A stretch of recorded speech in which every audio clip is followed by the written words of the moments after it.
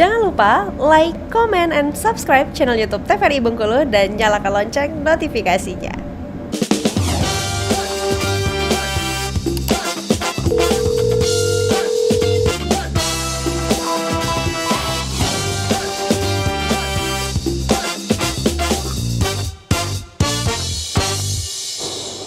Halo Sobat Sehat, terima kasih Anda masih bersama kami dalam Dokter Kito. Bersama Kita Sehat dengan tema kita kali ini membahas mengenai gangguan ginjal pada anak. Nah, kita lanjutkan lagi ya pemirsa ya, karena menarik sekali. Tadi katanya penyebab gagal ginjal ini adalah kejengkolan. Nah, itu gimana ceritanya, Dok? Iya, jadi ini menarik ya, karena saya bertemu itu satu kali kejadiannya waktu itu. Jadi ada anak-anak, cuma saya lupa umurnya berapa, tapi sekitar SMP waktu itu ya, di Padang. Jadi anak ini dia datang mengeluh pinggangnya sakit, nggak bisa pipis. Ternyata memang setelah ditelusuri dia habis makan jengkol. Nah, jadi ketika dia nggak bisa makan, ketika kita lakukan pemasangan selang pipis, ternyata pipisnya juga nggak keluar. Kalaupun ada keluar itu kemerahan warnanya gitu. Kemudian kita lakukan pemeriksaan darah, pemeriksaan fungsi ginjal, ternyata tinggi sekali gitu. Dan kemudian dengan kondisi yang seperti itu, anaknya tuh muntah-muntah hebat gitu. Nah, kemudian terjadi perburukan, juga sampai terjadi perburukan pada saat itu. Cuman saya lupa. Memang sebetulnya kita kan ada batas maksimal ya kita memakan jengkol tersebut. Dan itu pun juga pernah saya baca. Jadi antara jengkol muda dan jengkol tua ini beda loh kadarnya. Beda kadarnya. Beda, betul. Jadi memang kadar kristal kejengkolan ini katanya yang lebih tua itu lebih banyak. Oke. Nah, sehingga kembali lagi ke pasien yang tadi, ternyata sempat waktu itu pasiennya dicuci darah 1 kali waktu itu pada saat saya pendidikan itu. Dicuci darah 1 kali, tapi hanya 1 kali karena apa? Waktu itu gagal ginjal akut atau gangguan ginjal akut.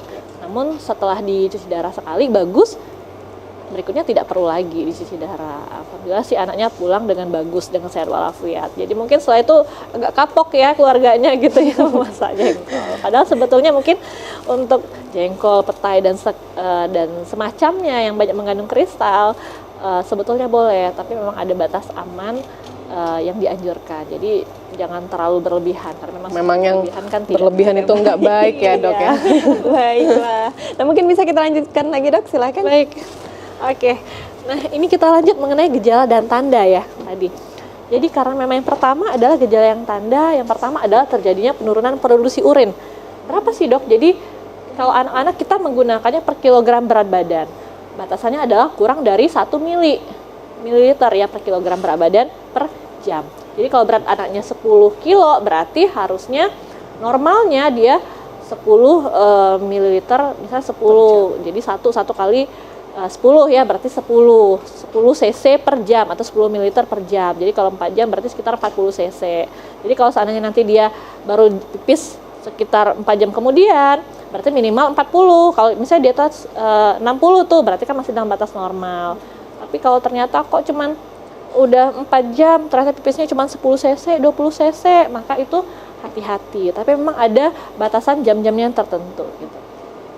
Nah, kemudian ini ada keluhan. Jadi keluhan tadi yang seperti yang dijelaskan oleh Dr. Elsa tadi ya, yang pipisnya kecoklatan atau pipisnya kemerahan. Jadi intinya adalah bermasalah pada warna, pada pipis atau pada PAK. Yang ketiga adalah pucat atau anemia. Yang berikutnya UDEM tadi, bengkak tadi ya, hingga genital. Sehingga yang memang kita sebut dengan anasarka atau bengkak secara keseluruhan itu adalah tidak hanya dari wajah. Jadi biasanya yang kita sebut kelainan ginjal itu ada yang kita sebut kadang-kadang sindrom nefrotik. Nah, itu banyak. Jadi memang sangat banyak kita temuin di poli anak. Jadi itu yang kita sebut dengan kelainan kongenital atau memang bawaan ya. Bawaan sehingga anaknya bengkak, mukanya, badannya terutama di kaki dan sampai biasanya di kemaluan, cewek ataupun cowok. Nah, kemudian ada demam secara berulang, gejala gastrointestinal, misalnya apa, mual, muntah. Ya. Kemudian berikutnya apa, masa abdomen, mungkin ini tadi ya, karena ada kelainan ginjal pada saat sejak lahir, ada hipertensi, kemudian sesak. Biasanya kalau memang kondisi ginjalnya sudah tidak tertolong, sehingga tadi racunnya tadi akhirnya tidak tersaring dan tidak bisa terbuang, akhirnya dia menyebar ke seluruh tubuh dan menyebabkan dia sesak. dan failure to thrive atau apa, gagal tumbuh. Jadi biasanya gagal tumbuh ini biasanya memang tidak terjadi, jarang terjadi pada anak yang gagal ginjal akut, tapi biasanya terjadi pada yang kronik. Betul. Karena apa? Karena memang penyerapannya tidak bagus, anemia dia, sehingga memang HB-nya kurang. Sehingga memang untuk dari penyerapan nutrisi itu juga tidak begitu bagus. Oke. Berikutnya adalah mengenai diagnosis ya. Ini sebetulnya diagnosis tadi sudah bisa kita deteksi sejak apa? Sejak lahir. Apa? Biasanya pada saat bayi baru lahir pasti dokter anak menanyakan, sudah pipis belum bu anaknya? Sudah BAB belum anaknya? Karena memang kita biasanya menunggu anak harus pipis dalam waktu 24 jam pertama.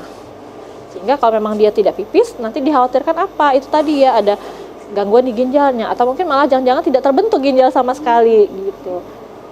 Nah, kemudian ini ada keluhan lain, kemudian yang koreng-koreng atau tenggorokan, dan kemudian pemeriksaan fisiknya mungkin nanti bisa sampai kejang ya, anaknya bukan hanya penurunan kesadaran tapi kejang, dia sesak juga, kemudian anemia anaknya, udem atau bengkak. Jadi pemeriksaan penunjangnya apa? Banyak sekali sebetulnya. Jadi yang pertama biasanya memang kita lakukan pemeriksaan urin, jadi pipisnya yang kita periksa, apakah memang ada kelainan, apakah ada protein yang tidak tersaring sehingga di pipisnya akhirnya loss dia, terdapat di pipisnya. Kemudian pemeriksaan darah, ada pemeriksaan yang lain untuk membuktikan apakah kelainan ginjalnya disebabkan karena yang tadi ya, karena bakteri, sehingga memang ada pemeriksaan komplement, ada pemeriksaan AHA, dan pemeriksaan Streptococcus itu juga ada. Tapi memang sebetulnya tidak semua pemeriksaan ada di Bengkulu. Ada yang kadang pemeriksaan yang adanya di laboratorium luar, swasta istilahnya ya. Oke. Nah berikutnya, ini tadi yang kita sebut dialisis atau hemodialisis atau cuci darah yang tadi disebutkan tadi orang tua mungkin semua, berarti kalau anak saya gagal ginjal semuanya harus dicuci darah. Enggak semua. Namun biasanya ada kriterianya. Jadi pada anak yang terkena gagal ginjal akut atau mungkin yang biasanya kita lakukan tuh biasanya kita obati dulu anaknya. Tapi kalau ternyata secara pengobatan konservatif gagal, maka kita lihat lagi, ada yang kadar ureumnya tinggi sekali, lebih dari 200, atau disertai dengan ada kaliumnya. Ini bisa nih diperiksa di Bengkulu ada, ini ureumnya ada juga di Bengkulu. Bikarbonat serum ini kurang dari 12, dan tadi ada gejala yang lain gitu ya, dan ada perburukan biasanya. Nah itu baru dipertimbangkan untuk cuci darah, tapi cuci darah tidak semudah itu. Ya, sulit ya dok ya? Iya, sulitnya adalah harus dengan pertimbangan yang matang, karena itu kan invasif. Harus kita konsultasi dengan biasanya kerjasama ya, jadi walaupun anak tapi kita konsultasi dengan penyakit dalam juga biasanya untuk berapa darah yang akan dikeluarkan, berapa darah yang akan dicuci, apakah memang anak juga layak. Jadi kolaborasi, jadi tidak hanya dokter anak saja yang mengerjakan dan memutuskan, jadi memang itu kolaborasi dari tim dengan bedah juga biasanya. Kenapa? Karena mau cuci darah harus dipasang alat gitu ya, portnya. Itu dokter bedah yang memasang biasanya. Nah berikutnya, jadi kalau cuci darah itu gimana dok? Cuci darah sebetulnya ada 2 macam. Apa itu macamnya? Kita lanjutkan usai jeda pariwara berikut ya. Pemirsa jangan kemana-mana, tetap bersama kami dalam Dokter Kito, bersama kita sehat.